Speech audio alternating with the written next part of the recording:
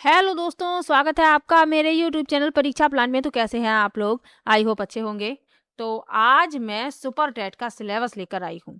मैंने सोचा कि सुपर टेट पर जो परीक्षा जो आपकी होने वाली है, तो सुपर टेट के सिलेबस पर एक बार चर्चा कर ली जाए, क्योंकि एक न्यूज़ बहुत ही वायरल हो रही है कि सुपर टेट में नेगेटिव मार्किंग हो गई है। तो ये वीडियो जो है इसीलिए बनाया है। क्या इसकी सच्चाई है, इस पर भी चर्चा करेंगे।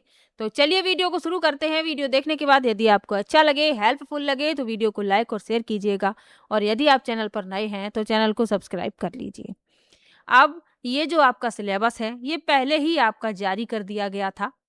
अभी कोई नया सिलेबस, ना ही नोटिफिकेशन, ना ही कोई ऐसी जानकारी आई है। तो ये पहले वाला ही सिलेबस है। अब इसमें लिखा हुआ है सहायक अध्यापकों की भर्ती परीक्षा की संरचना व विषय वस्तु। तो परीक्षा की अवधि कितनी है? 2.5 घंटे का आपका पेपर है, यानी कि 150 मिनट। 2 घंटे 30 मिनट आपको कुल समय मिलेगा। प्रश्नों की संख्या 150 रहेगी।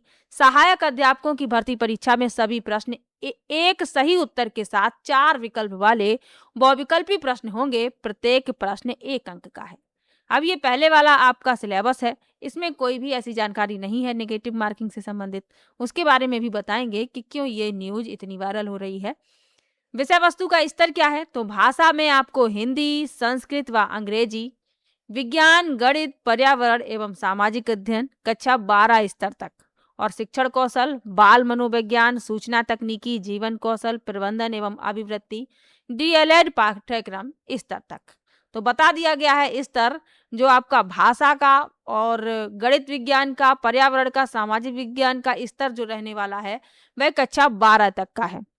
और जो शिक्षण कौशल है, बाल मनोविज्ञान है, सूचना तकनीकी, जीवन कौशल, प्रबंधन और अभिवृत्ति, वो आपका डीएलएड पाठ्यक्रम स्तर तक है। जो डीएलएड आपने किया है, जो डिप्लोमा आपने किया है शिक्षक वाला, तो उसके स्तर तक रहेगा। अब ये विषय लिखे हुए हैं, अंक लिखे हुए हैं, पाठ्यक्रम लिखा हुआ है। विषय आपके हिंदी, संस्कृत और अंग्रेजी, ये तीनों ही भाषा हैं। तीनों से संबंधित प्रश्न आपको मिलेंगे।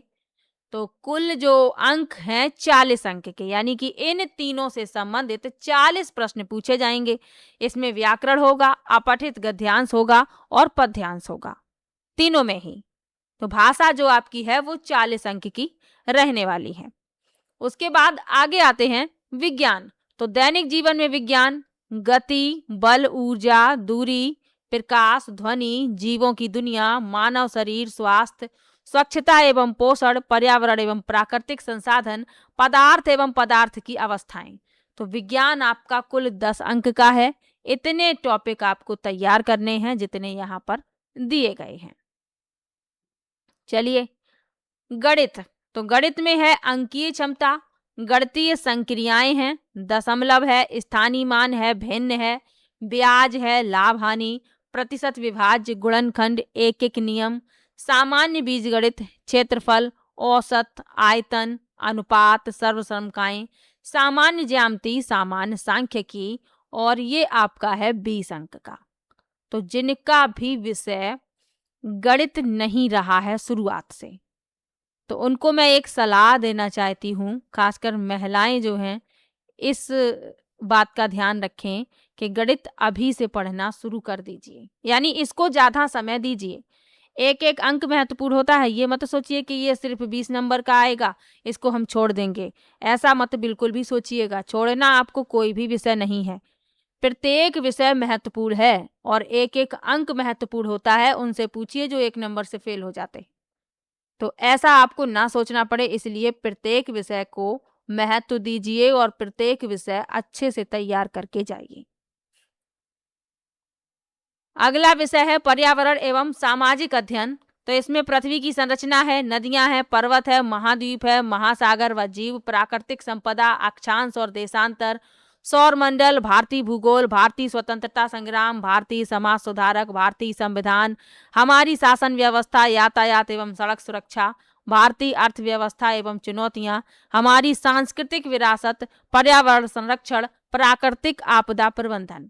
कुल 10 अंक का है ये। इतने टॉपिक आपको पढ़ने हैं और इनसे कितने अंक पूछे जाएंगे, कितने प्रश्न? 10 प्रश्न 10 अंक के।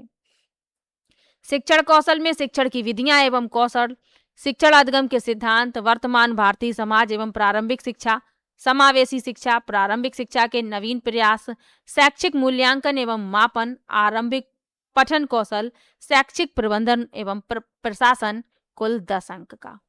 मनोविज्ञान में आपको वैयक्तिक भिन्नता, बाल विकास को प्रभावित करने वाले कारक, सीखने की आवश्यकता की पहचान, पढ़ने के लिए वातावरण का सृजन करना, सीखने के सिद्धांत तथा कक्षा शिक्षण में इनकी व्यवहारिक उपयोगिता एवं प्रयोग, दिव्यांग छात्रों हेतु विशेष व्यवस्था, कुल 10 प्रश्न 10 अंक के।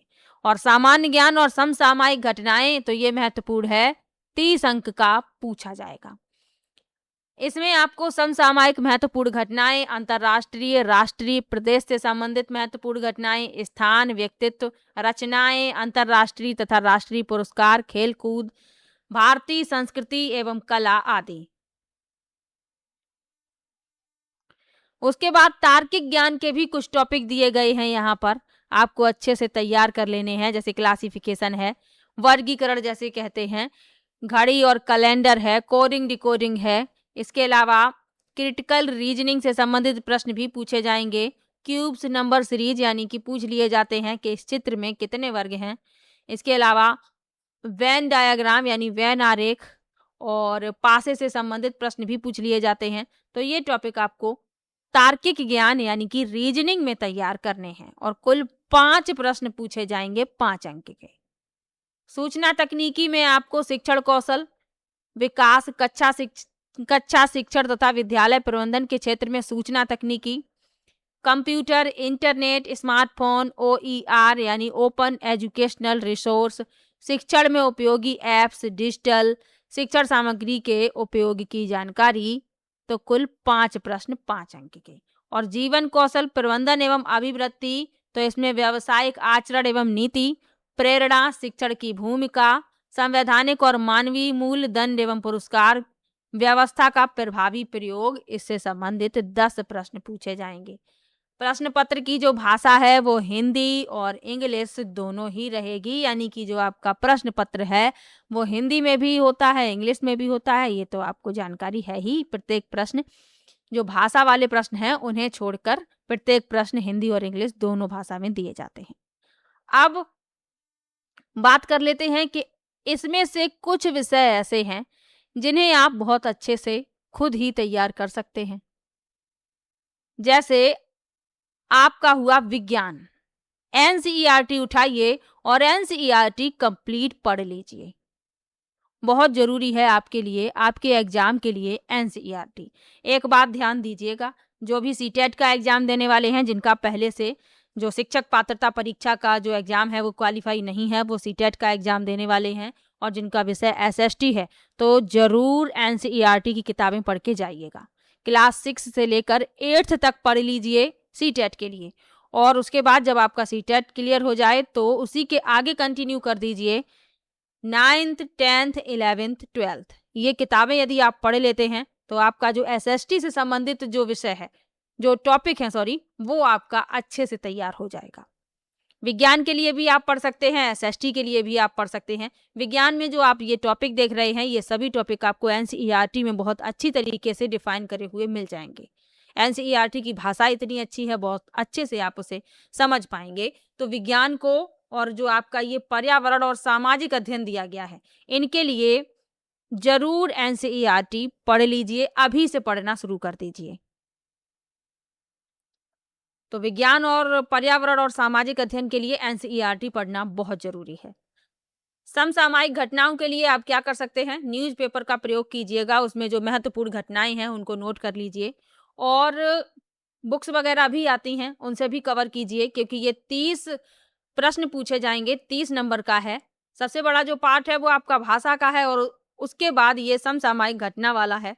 तो इन दोनों में आपको बहुत अच्छा प्रदर्शन करना है, इसे बहुत अच्छे से कवर करना है।